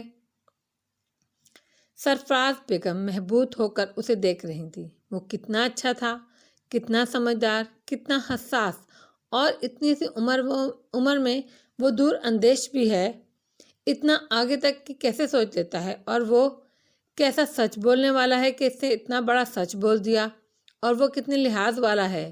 اس نے صرف اپنی کمزوری کی بات کی ہے، یہ نہیں کہا آپ کی کسی بچی پر بھی کوئی کمزوری حاوی آ سکتی ہے اور اس کے نتیجے میں بھی میں شرمندہ وہی ہوگا۔ واقعی اس کے لیے تو ان کے گھر آنا جانا ہر طرح سے خسارے کا سودا تھا۔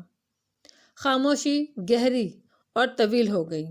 اوتار سنگھ مجرموں کی طرح سر جھکائے بیٹھا تھا، نظریں اٹھانے کی اس میں ہمت نہیں تھی، اور سرفراز بیگم کی خاموشی نے اسے چور بنا دیا تھا۔ وہ نہیں جانتا تھا کہ وہ کیسا سوچ رہی ہیں، ان کا کیا رد عمل ہے، اور ان کے کچھ کہنے کا وہ منتظر تھا۔ اور سرفراز بیگم کو اس پر ایسی محبت آئی تھی کہ وہ گنگ ہو کر رہ گئی تھی۔ وہ کچھ نہ بولیں تو اوتار سنگھ نے نظریں اٹھائے بغیر ڈرتے ڈرتے کہا، کیا میں نے یہ سچ بول کر آپ کو کھو دیا ماں جی؟ سرفراز بیگم نے حیرت سے اسے دیکھا۔ چند لمحے وہ اس کی بات سمجھی ہی نہیں۔ بات سمجھ میں آئی تو وہ اٹھی۔ انہوں نے اس کا چہرہ دونوں ہاتھوں کے پیالے میں بھرا اور بے حد محبت سے اس کی پیشانی چوم لی۔ نہیں بیٹے، تم نے مجھے پہلے سے بھی زیادہ عزیز ہو گئے ہو۔ تم جیسے بیٹے تو خوش نصیبوں کو ملتے ہیں۔ مجھے تو تم پر فخر ہے بیٹا۔ اب ذرا سر تو اٹھاؤ، ادھر تو دیکھو۔ اوتار سنگھ نے نظریں اٹھائیں۔ اسے ان کی آنکھوں میں محبت اور ممتا کا سمندر موجود نظر آیا۔ شکریہ ماں جی، اس نے دھیرے سے کہا، اور پھر نظریں جھکا لیں۔ وہ اب بھی کھسیایا ہوا تھا۔ ماں اور بیٹے کے درمیان شکریہ کا لفظ کبھی نہیں آتا۔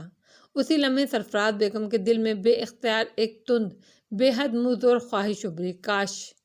کاش یہ لڑکا مسلمان ہوتا اور وہ اسے داماد بنا لیتی۔ اس کی اخلاقی خوبیاں قابل رشک تھیں۔ اگلے ہی لمحے انہوں نے اس خیال کو ذہن سے جھٹک دیا۔ اوتار سنگھ اپنے اندر کے مسائل میں اس طرح الجھا ہوا تھا کہ باہری دنیا کا اسے کچھ پتہ ہی نہیں تھا۔ اسے علم ہی نہیں تھا کہ باہر کی فضا کتنی بدل رہی ہے۔ ایک دن بیٹھے بیٹھے نعروں کی آوازیں سن کر وہ چونکا۔ اس نے سماعت پر زور دے کر سننے کی کوشش کی، لیکن اس کی سمجھ میں کچھ نہیں آیا۔ یہ کیا ہو رہا ہے رگھو؟ اس نے پوچھا۔ یہ تو ہر روز ہوتا ہے مالک، رگھو نے کہا۔ مسلمان جلوس نکالتے ہیں، الگ ملک مانگ رہے ہیں نا۔ اوتار سنگھ کوٹھے پر گیا۔ خاصا بڑا جلوس تھا۔ اس میں بچوں کی اکثریت تھی، لیکن بڑے بھی شامل تھے۔ آگے موجود شخص نے سبز رنگ کا ایک پرچم اٹھا رکھا تھا۔ وہ قیادت کر رہا تھا۔ وہ کہتا، پاکستان کا مطلب کیا؟ پیچھے والے ایک آواز ہو کر جواب دیتے، لا الہ الا اللہ۔ پاکستان تو یہ ہے اس ملک کا نام جو یہ بنانا چاہتے ہیں۔ اس نے سوچا، نام اسے اچھا لگا، اپنا سا، اور پاکستان کا مطلب ہے اللہ کے سوا کوئی معبود نہیں۔ یعنی اس ملک میں صرف وہی لوگ ہوں گے جو عبادت میں اللہ کا شریک کسی کو نہیں بنائیں گے۔ لیکن نہ جانے کیوں اسے یہ بات اچھی نہیں لگی۔ اس نعرے میں آدھا کلمہ تھا، پورا نہیں۔ اس نے دل ہی دل میں کلمہ پورا پڑھا۔ جلوس آگے نکل گیا۔ نعروں کی آوازیں دھیمی ہوتے ہوتے معدوم ہو گئیں۔ وہ وہیں کھڑا سوچتا رہا۔ اس روز پہلی بار اسے احساس ہوا شہر کی فضا میں ایک ممکنہ تبدیلی سانس لے رہی ہے۔ وہ اچھی ہے یا بری، یہ اندازہ وہ نہیں لگا سکا تھا، لیکن چند منٹ ہی گزرے ہوں گے کہ ایک اور جلوس نمودار ہوا۔ وہ جوابی جلوس تھا۔ باہر دیکھتے ہوئے اسے اندازہ ہوا اس جلوس میں ہندو اور سکھ شامل ہیں۔ وہ قریب آئے تو اسے ان کے نعرے سنائی دیے، بٹ نہ سکے گا ہندوستان، بننے نہ دیں گے پاکستان، اس دھرتی سے نکلو مسلو، ہندوستان ہمارا ہے، اپنا ترنگا اپنی آن، بھارت ماتا اپنے پران۔ دونوں جلوسوں کا تضاد بے حد واضح تھا۔ ایک طرف کے نعرے میں ایک وطن کے خواب کی محبت تھی، تو دوسری طرف دہکتی ہوئی شدید نفرت۔ ایک طرف جسمانی حرکات و سکنات کی زبان میں نرمی اور عزم تھا تو دوسری طرف سختی اور جارحیت۔ یہ دو گروہ تھے جو تصادم کی طرف بڑھ رہے تھے۔ اوتار سنگھ کو اندازہ ہو گیا فضا میں جو ممکنہ تبدیلی اسے محسوس ہو رہی ہے اس میں انسانی خون اور تشدد کی بو رچی ہوئی ہے۔ وہ نیچے چلا آیا لیکن وہ نہایت فکرمندی سے اسی بارے میں سوچے جا رہا تھا۔ اس روز اس نے رگھو سے ماسٹر جی کے بارے میں پوچھا۔ ماسٹر جی جاتے وقت تمہیں اپنے گھر کا پتہ تو دے کر گئے ہوں گے؟ نہیں مالک۔ تم نے پوچھا بھی نہیں؟ پوچھا تھا مالک۔ وہ بولے پتے کا تمہیں کیا کرنا ہے؟ میں خود ہی 2-4 دن میں واپس آ جاؤں گا۔ اور اب اس بات کو تقریباً 2 مہینے ہو گئے تھے وہ واپس نہیں آئے تھے۔ اوتار سنگھ کو تشویش ہونے لگی، کہیں ماسٹر جی زیادہ بیمار تو نہیں ہو گئے، ورنہ وہ آ جاتے۔ کہیں وہ اس سے آگے وہ سوچنا نہیں چاہتا تھا۔ ایک ہی جگہ ایسی تھی جہاں سے اسے ماسٹر جی کا پتہ معلوم ہو سکتا تھا۔ ماسٹر جی اس اسکول میں پڑھاتے رہے تھے جس میں وہ پڑھتا تھا۔ جب وہ ماسٹر جی کے ساتھ گاؤں آئے تھے تو ریٹائر ہو چکے تھے۔ اسکول کے ہیڈ ماسٹر نے ہی ماسٹر جی کو پتا جی سے متعارف کرایا تھا اور ان کی سفارش کی تھی۔ ہیڈ ماسٹر صاحب سے ماسٹر جی کا پتہ معلوم ہو سکے گا، لیکن ان دنوں اسکول کی چھٹیاں تھیں۔ اسکول اب 1 اگست کو کھلے گا، تبھی کچھ معلوم ہو سکے گا۔ کالج کھل گئے تھے۔ ابتدا میں تو پڑھائی ویسے بھی کم ہی ہوتی ہے، لیکن اوتار سنگھ کو اندازہ ہو گیا اب پڑھائی کا ماحول ہے ہی نہیں۔ وہاں تو اب سیاسی گفتگو زیادہ ہوتی تھی۔ ٹیچرز کو بھی پڑھانے میں بہت زیادہ دلچسپی نہیں رہی تھی۔ ادھر دوستوں کے دلوں میں بھی دوری ہو گئی تھی۔ محمود اور رام گوپال اب بھی ساتھ بیٹھتے تھے۔ اختلاف رائے تو ان کے درمیان پہلے ہی تھا، لیکن اب ان کے درمیان نفرت اور شدید کھنچاؤ تھا۔ در حقیقت وہ 2 ایسی قوموں کے نمائندے تھے جو ایک بے حد دھماکہ خیز تصادم کی طرف بڑھ رہی تھیں۔ اوتار سنگھ کو گرد و پیش سے ہمیشہ دلچسپی رہی تھی۔ وہ اندر کی دنیا میں دلچسپی لینے والا ایسا شخص تھا جو اندر کی دنیا کو باہر کے حوالوں سے اور باہر کی دنیا کو اندر کے حوالوں سے سمجھنے کی کوشش کرتا تھا۔ اسے افسوس ہوا وہ حالات حاضرہ سے اتنا بے خبر بیٹھا رہا، اپنے اندر کی دنیا میں مگن، اندر کی دنیا کے مسائل میں گم۔ یہ جولائی 1946 کا عرصہ تھا۔ اس عرصے میں وہ خود پسند انٹروورٹڈ نہیں رہا۔ اندرونی دنیا کے باطنی مسائل دب کر رہ گئے، اس لیے اب اس کے پاس ان پر سوچنے کی فرصت ہی نہیں تھی۔ اس کے لیے سب سے اہم بات یہ تھی کہ اس وقت پورا ملک بارود کے سلگتے ہوئے ڈھیر پر بیٹھا تھا اور کسی بھی وقت پھٹ سکتا تھا۔ بڑے پیمانے پر خون ریزی کا خدشہ اسے حقیقت میں بدلتا نظر آ رہا تھا۔ وہ اس صورتحال سے بے تعلق نہیں رہ سکتا تھا۔ وہ جانتا تھا ایسے معاملات میں آدمی کنارہ کش ہو کر بھی غیر جانبدار ہو کر گزارا نہیں کر سکتا، اس لیے کہ جہاں پوری قوم کا معاملہ ہو وہاں آدمی چاہے تو بھی غیر جانبدار نہیں ہو سکتا۔ کبھی وہ خود بخود ملوث ہونے پر مجبور ہو جاتا، کبھی لوگ زبردستی اسے ملوث کر دیتے، اور ایسی بے اختیاری میں اس وقت کی بھی اس بات کی بھی ضمانت نہیں ہوتی کہ وہ درستی پر ہے۔ اسی لیے اوتار سنگھ صورتحال کو پوری طرح سمجھنا اور اس کے بارے میں درست فیصلہ کرنا چاہتا تھا، تاکہ اگر کسی بھی مرحلے پر کسی بھی حد تک اسے کسی فریق کا ساتھ دینا پڑے تو وہ غلطی نہ کرے، اس کا ساتھ دے جس کا موقف درست اور جائز ہو۔ اس کے نتیجے میں وہ اخبارات میں دلچسپی لینے لگا۔ اخبارات بھی وہ دونوں جانب کے پڑھتا تھا۔ اخبارات پڑھنے شروع کیے تو اسے حیرت بھی ہوئی اور خود پر افسوس بھی۔ اتنا کچھ ہو چکا تھا، اسے کچھ معلوم ہی نہیں تھا۔ پاکستان کو وہ مسلمانوں کا خواب سمجھتا تھا، لیکن صورتحال بتاتی تھی مسلمان تیزی سے تعبیر کی طرف بڑھ رہے ہیں۔ یہ بات تو طے تھی کہ انگریز رخصت ہونے والے ہیں۔ 16 مئی کو کیبنٹ پلان سامنے آیا۔ اس میں انگریزوں نے تقسیم ہند اور قیام پاکستان کو مسترد کر دیا تھا، لیکن مسلمانوں کے شدید رد عمل نے انہیں سوچنے پر مجبور کر دیا۔ انہوں نے ملک کو 3 گروپوں میں تقسیم کر دیا۔ پہلے گروپ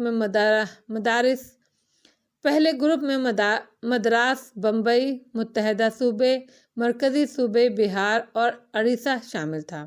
یہ ہندوؤں کے اکثریتی علاقوں کا گروپ تھا۔ دوسرے گروپ میں پنجاب اور صوبہ سرحد تھا۔ یہ مسلمانوں کے مغربی اکثریتی علاقوں کا گروپ تھا۔ تیسرے گروپ میں بنگال اور آسام تھے۔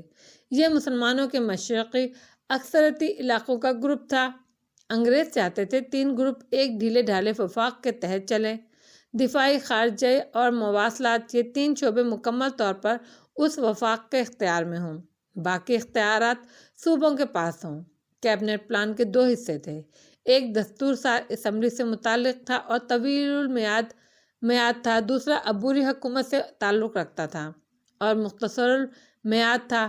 کیبنٹ مشن نے یہ بات واضح کر دی تھی کہ اس پلان کو مسترد کیا جائے یا قبول کیا جائے تو مکمل طور پر اگر بڑی سیاسی جماعتیں اس عبوری حکومت میں شامل ہونے سے انکار کریں گی تو وائسرائے کو اختیار ہوگا کہ اپنی مرضی کے کسی بھی گروپ کو حکومت بنانے کی دعوت دے۔ مسلم لیگ اور کانگریس دونوں نے یہ اسکیم قبول کر لی۔ وائسرائے نے محمد علی جناح کو یقین دہانی کرائی عبوری حکومت 12 ارکان پر مشتمل ہوگی۔ ان میں 5 کانگریس کے، 5 مسلم لیگ کے اور 1 سکھوں کا اور 1 ہندوستانی عیسائیوں کا نمائندہ ہوگا، جبکہ کانگریس 5 کانگریسی ارکان تمام ہندو، مسلم لیگی ارکان، 1 غیر مسلم لیگی مسلمان رکن، 1 غیر کانگریسی ہندو رکن، 1 شودر، 1 انڈین عیسائی اور 1 سکھ، 1 کانگریسی عورت پر مشتمل 15 رکنی کابینہ بنانے کا مطالبہ کر رہی تھی۔ اس ڈیڈ لاک کو ختم کرنے کے لیے وائسرائے نے 16 جون کو کچھ تجاویز پیش کیں۔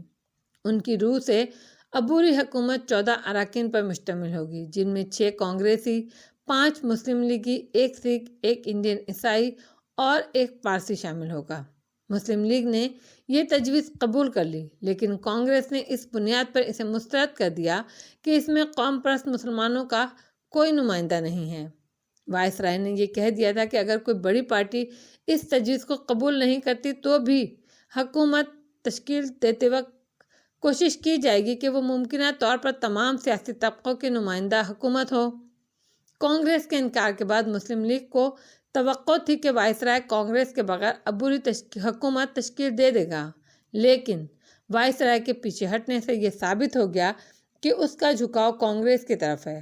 چنانچہ 27 جولائی کو مسلم لیگ نے کیبنٹ مشن کی تجاویز قبول کرنے سے انکار کر دیا اور 16 اگست کو برطانوی حکومت کے خلاف راست اقدامات کا دن منانے کا اعلان کیا۔ اس کے فوراً بعد کلکتہ میں فرقہ وارانہ فسادات پھوٹ پڑے، بڑی تعداد میں مسلمان مارے گئے۔ ان فسادات نے اوتار سنگھ کو یہ تسلیم کرنے پر مجبور کر دیا کہ مسلمان پاکستان کا مطالبہ کرنے میں حق بجانب ہیں۔ اگر ایسا نہیں ہوا تو ہندو اپنی اکثریت کی بنیاد پر مسلمانوں کو غلام بنا کر رکھیں گے اور انہیں کچل ڈالیں گے۔ 1 اگست کو اسکول کھل گئے۔ اوتار سنگھ ہیڈ ماسٹر سے ملنے کے لیے گیا۔ ہیڈ ماسٹر نے اسے بڑی عزت سے بٹھایا۔ کیسے ہو اوتار سنگھ؟ جی ٹھیک ہوں۔ ہماری یاد کیسے آ گئی؟ اوتار سنگھ شرمندہ ہو گیا۔ اس اسکول کو اور آپ سب اساتذہ کو میں بھول ہی نہیں سکتا۔ علم حاصل کرنا آپ ہی لوگوں سے سیکھا ہے میں نے۔ ہمیں تم پر فخر ہے اوتار سنگھ، تم بہت ہونہار شاگرد ہو۔ ہیڈ ماسٹر نے کہا، پھر پوچھا، تمہارے پتا جی کیسے ہیں؟ ان کا تو دیہانت ہو گیا سر۔ اوتار سنگھ نے انہیں تفصیل بتائی۔ مجھے بہت افسوس ہوا یہ سن کر، ہیڈ ماسٹر نے متاسفانہ لہجے میں کہا۔ میں آپ کے پاس ایک کام سے آیا ہوں، کہو میں کیا کر سکتا ہوں تمہارے لیے؟ میرے استاد تھے جن کی سفارش آپ نے کی تھی، وہ اس اسکول سے ہی ریٹائرڈ ہوئے تھے، کانتی پرساد جی۔ ہاں مجھے یاد ہیں، مجھے ان کا پتہ چاہیے۔ پتہ؟ وہ تو شاید پرانے ریکارڈ میں ہی مل سکے گا۔ اچھا میں دیکھتا ہوں۔ انہوں نے گھنٹی بجائی۔ چپڑاسی آیا تو انہوں نے ایک پرچے پر کچھ لکھ کر اسے دیا۔ یہ بنسی دھر کے پاس لے جاؤ، اس سے کہو یہ کام فوری طور پر کرے۔ چپڑاسی چلا گیا۔ آدھے گھنٹے کے بعد بنسی دھر خود آیا اور کانتی پرساد جی کا پتہ ایک کاغذ پر لکھ کر دے دیا۔ اوتار سنگھ نے ہیڈ ماسٹر کا شکریہ ادا کر کے کمرے سے باہر آیا۔ وہ اچھا خاصا مکان تھا۔ اوتار سنگھ نے دروازے پر دستک دی تو 7-8 سال کا ایک لڑکا سامنے آیا۔ کانتی پرساد جی یہی رہتے ہیں؟ اوتار سنگھ نے اس سے پوچھا۔ یہ نام تو میں نے کبھی نہیں سنا۔ اوتار سنگھ گڑبڑا گیا۔ تمہارے پتا جی کا کیا نام ہے؟ اسے یہ ڈر تھا کہ پتہ پرانا ہے، نہ جانے اب ماسٹر جی وہاں رہتے بھی ہوں گے یا نہیں۔ رام پرساد۔ اسی لمحے اندر سے ایک نسوانی آواز سنائی دی، گنگا، او گنگا، کون آیا ہے رے؟ پھر اس جوان عورت نے قریب آ کر باہر جھانکا۔ کون ہیں آپ؟ کس سے ملنا ہے؟ اس نے اوتار سنگھ سے پوچھا۔ کانتی پرساد جی سے۔ کون کانتی پرساد؟ ارے تم کہیں باپو کو تو نہیں پوچھ رہے ہو؟ وہ اسکول میں پڑھاتے تھے۔ عورت نے اسے غور سے دیکھا۔ تم انہیں کیسے جانتے ہو؟ अवतार सिंह को ये बात अजीब लगी।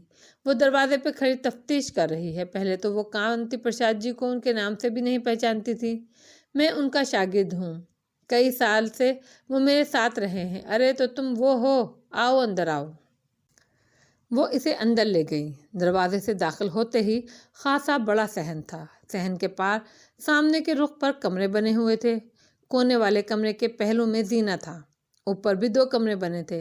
वो इसे नीचे के एक कमरे में ले गई। अब उसका अंदाज बदल गया था। आप यहाँ बैठिए, उसने कुर्सी की तरफ इशारा करते हुए कहा। मैं आपके लिए शरबत लाती हूँ। अवतार सिंह ने खड़े खड़े कमरे का जायजा लिया। सुनिए, मास्टर जी कहाँ हैं? मुझे उनसे मिलना है, उसने कहा। वो कमरे से जाते जाते पलटी। वो तो कहते कहते रुकी। अवतार सिंह का दिल घबराने लगा। कहीं मास्टर जी, वो तो अपने कमरे में हैं। बिला आखिर इसने जुमला पूरा किया। मुझे इनसे मिलवा दीजिए। अवतार सिंह ने लज्जाजत से कहा। मैं इनके लिए ही आया हूँ। मैं अभी शरबत लाई, आप पी लीजिए, फिर उनसे मिल लीजिएगा। शरबत की कुछ ऐसी ज़रूरत नहीं है, और वो मैं उनके कमरे में ही पी लूँगा। उसका मुंह खुल गया। न जाने वो हैरत थी या खौफ। आप यहीं पी लें, उसने हिचकिचाते हुए कहा। अवतार सिंह झुंझला गया। शरबत की कोई अहमियत नहीं है। मैं यहाँ मास्टर जी से मिलने आया हूँ। आप मुझे उनसे मिलवा दें। अच्छा, आए मेरे साथ। औरत के अंदाज से लगा वो अपनी झुंझुलाहट और गुस्से पर काबू पाने की कोशिश कर रही हैं। वो सहन में आए। औरत ने सामने एक छोटी सी कोठरी की तरफ इशारा किया। वो वहाँ हैं, जाओ मिल लो उनसे। अवतार सिंह को वो कोठरी दूर से ही अजीब लगी। इतने कमरों के होते हुए मास्टर जी इस तंग कोठरी में क्यों रह रहे हैं? बहरहाल वो उस तरफ बढ़ने लगा। दरमियान में उसने पलट कर कमरे की तरफ देखा। वो औरत अब भी दरवाजे में खड़ी उसे देख रही थी। इसे देखते पाया तो उसने मुंह फेर लिया और कमरे में चली गई। अवतार सिंह कोठरी के दरवाजे पर ठुठका। अंदर अंधेरा था। बिला आखिर इसने अंदर कदम रखा। चंद लम्हे तो उसकी समझ में कुछ नहीं आया, कुछ नजर ही नहीं आ रहा था। इसे घबराहट होने लगी, मगर फिर चंद लम्हों में इसकी नज़र अंदर के अंधेरे से हम आहंग हो गई। तब जो कुछ उसने देखा उसने इसे दहला दिया। कोठरी इसके अंदाजे से भी बढ़कर तंग थी। कोने में दीवार से एक छलंगा चारपाई थी, जिस पर एक इस्तख्वानी वजूद बिखरा हुआ था। नक्कुश नजर आने के बावजूद वो मास्टर जी को पहचान नहीं सका। वो तो जैसे चुरमुरा कर रह गए थे। चेहरे पर भी हड्डियों के सिवा कुछ नहीं था। उनकी आंखें बंद थीं। वो बेताबी से इनकी तरफ लपका। चारपाई की पट्टी पर टिकते हुए उसने इनका हाथ थाम लिया। मास्टर जी, मास्टर जी, ये क्या हो गया आपको? मास्टर जी ने आंखें खोली और नखीफ आवाज़ में बोले। कौन है? मैं हूँ मास्टर जी, अवतार सिंह। मास्टर जी ने पहलू बदलने की नाकाम कोशिश की और इसे बहुत गौर से देखा। तुम यहाँ क्यों आ गए बेटा? बाहर से गंगा नामी बच्चे की आवाज़ सुनाई दी। वो इसे पुकार रहा था। बाबूजी, बाबूजी, ये कुर्सी ले लो। अवतार सिंह ने दरवाजे की तरफ रुख करके जवाब दिया। अंदर ले आओ। मैं अंदर नहीं आ सकता बाबूजी, आप आकर कुर्सी ले लो। अंदर नहीं आ सकते तो वापस ले जाओ, अवतार सिंह ने झुंझुला कर कहा। फिर वो मास्टर जी की तरफ मुड़ा। ये सब क्या है मास्टर जी, और आपका इतना बुरा हाल? मुझे टीबी हो गई है, मास्टर जी ने अटक अटक कर कहा। अवतार सिंह का दिल ऐसा धमाका हुआ उसमें कि चंद लम्हे को उसे लगा कि उसकी नसें फट जाएंगी। वो रोने लगा। शायद उस वक्त वो ना रोता तो उसे कुछ हो जाता। मैं बहुत बुरा हूँ मास्टर जी, बहुत गैर जिम्मेदार हूँ। ऐसा ना कहो बेटा, 2 महीने हो गए और मैंने आपकी खबर तक नहीं ली।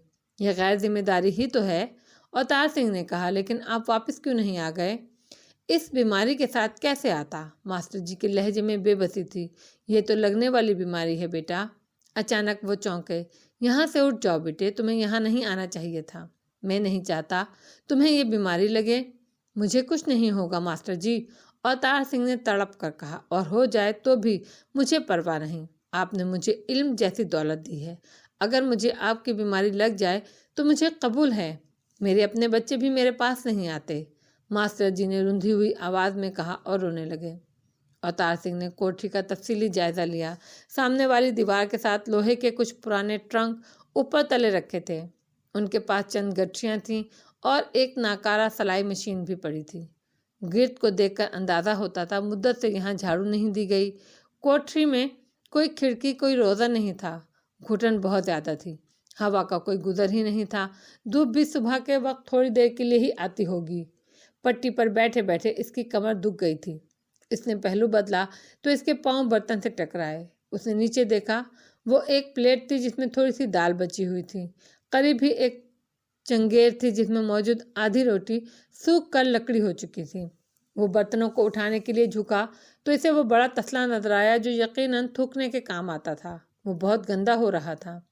अवतार सिंह की समझ में लम्हों में सब कुछ आ गया। मास्टर जी का दुख, उनका रोना।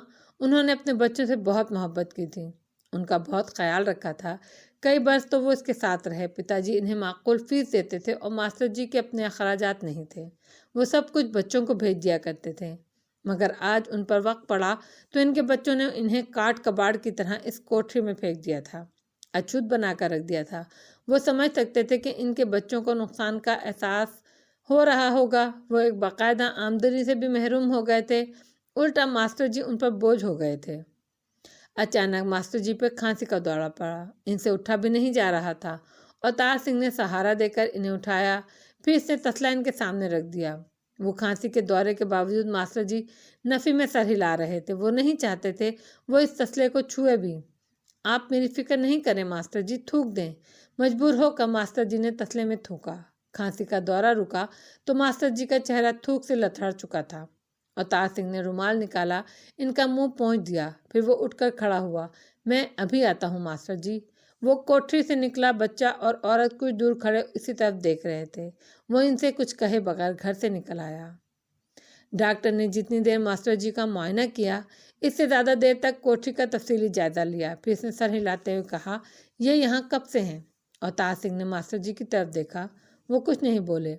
आखिर इसने जवाब दिया, 1 महीने से ज़्यादा हो गया होगा। आप कैसे बेटे हैं? डॉक्टर ने मलामत भरे लहजे में कहा। इस बीमारी में ऐसे माहौल में रहना इनके लिए मोहलिक है। क्या आप ये बात नहीं समझते? ये गंदगी इनके मर्ज को बढ़ा देगी। इन्हें साफ सुथरे माहौल, रोशनी, ताज़ा हवा और अच्छी ग़िज़ा की ज़रूरत है। इनके लिए ये चीज़ें दवा से बढ़कर हैं और आपने इन्हें इस कोठरी में मरने को छोड़ रखा है। अवतार सिंह ने नदामत से सर झुका लिया। कांति प्रसाद जी ने कुछ कहने के लिए मुंह खोला, मगर उसी लम्हे कमरे में एक नौजवान दाखिल हुआ। इसमें उनके पुराने दौर की शबाहत थी। इसने मुंह पर रुमाल रखा हुआ था। तुम कौन हो? उसने आते ही घुटी घुटी आवाज़ में अवतार सिंह से पूछा। मैं अवतार सिंह हूँ, मास्टर जी का शागिर्द। अवतार सिंह ने नरमी से कहा। आपके पास आने से पहले मास्टर जी मेरे ही पास रहते थे। मैं बद्री प्रसाद हूँ, इनका बेटा। जवान आदमी ने कांति प्रसाद जी की तरफ इशारा करते हुए कहा। अवतार सिंह के साथ अब उसका रवैया मुअद्दबाना था। डॉक्टर हैरत से उन दोनों को देख रहा था। I am sorry mister Avtar Singh, मैंने बिला वजह आपको बुरा भला कहा। ऐसी कोई बात नहीं, मैं वाकई अपनी गफलत और बेखबरी पर शर्मिंदा हूँ। 2 महीने मैं मास्टर जी को भूला रहा। मैं कसूरवार हूँ। बहरहाल जो कुछ मैंने आपसे कहा सुलन मुझे इनसे कहना चाहिए था। डॉक्टर ने बद्री प्रसाद को देखते हुए कहा, फिर हकारत भरे लहजे में बोला, लेकिन मैं नहीं समझता इन पर कुछ असर होगा। बद्री प्रसाद खिसे आ गया। देखिए, हमसे जो बन पड़ा हमने किया। अपनी हैसियत के मुताबिक डॉक्टर को दिखाया, दवा दी, लेकिन कुछ फ़ायदा नहीं। ये मर्ज ही लाइलाज है। आपकी हैसियत का मुझे इल्म नहीं, डॉक्टर ने तल्ख लहजे में कहा, लेकिन जो आपने कहा वो भी मैं देख रहा हूँ। आपके मुंह से तो अभी तक रुमाल भी नहीं हटा। इन्हें यहाँ जिस तरह खाना दिया जा रहा है, इसका आपकी हैसियत से कोई ताल्लुक़ नहीं। आपके अंदाजे से मुझे पता चल गया कि इन्हें यहाँ फेंकने के बाद आप पहली बार यहाँ आए हैं। ज़रा ये तो बताएं, इन्हें खाना देने कौन आता है यहाँ? घर की मुलाजमा। वो आपकी हैसियत का सबूत है, और जिस हाल में हैं और ये जिस हाल में है, इससे आपकी संगदिली जाहिर होती है, डॉक्टर ने कहा। फिर अवतार सिंह की तरफ मुड़ा। बाहर चलें, मुझे आपसे कुछ बात करनी है। वो दोनों बाहर निकल आए। बद्री प्रसाद इनके पीछे पीछे था। दरवाजे पर पहुंचकर डॉक्टर रुका। इनका मर्ज बहुत बढ़ चुका है। अब आप इनके लिए एक ही इनके साथ भलाई कर सकते हैं। बताइए डॉक्टर साहब। डॉक्टर अब बद्री प्रसाद को पूरी तरह नज़रअंदाज कर रहा था। मुझे नहीं मालूम आप अफोर्ड कर सकेंगे या नहीं। मास्टर जी के लिए मैं सब कुछ अफोर्ड कर सकता हूँ, अवतार सिंह ने कहा। आप बताइए तो। जितनी जल्दी हो सके इन्हें किसी पहाड़ी मुकाम पर ले जाइए, किसी सैनिटोरियम में दाखिल करा दें। ये तो कोई मसला ही नहीं। آپ کوئی مقام تجویز کر دیجیے۔ شملہ بہتر رہے گا۔ آپ کہیں تو میں وہاں کے ایک سینیٹوریم کو خط لکھ دوں گا۔ یہ تو آپ لکھ دیں، میں ماسٹر جی کو کل ہی لے جاؤں گا۔ بدی پرساد کو توہین کا احساس ہونے لگا۔ آپ لوگ یوں فیصلے کر رہے ہیں جیسے پتا جی کا کوئی پوچھنے والا نہیں، ہماری مرضی کے بغیر۔ میں ان کے پوچھنے والوں کو دیکھ چکا ہوں، ڈاکٹر نے بے حد خراب لہجے میں کہا۔ برسوں بعد آپ اس حال کو پہنچے اور آپ کے اولاد آپ کو اس طرح رکھے تو آپ کی سمجھ میں سب کچھ بہت آسانی سے آ جائے گا۔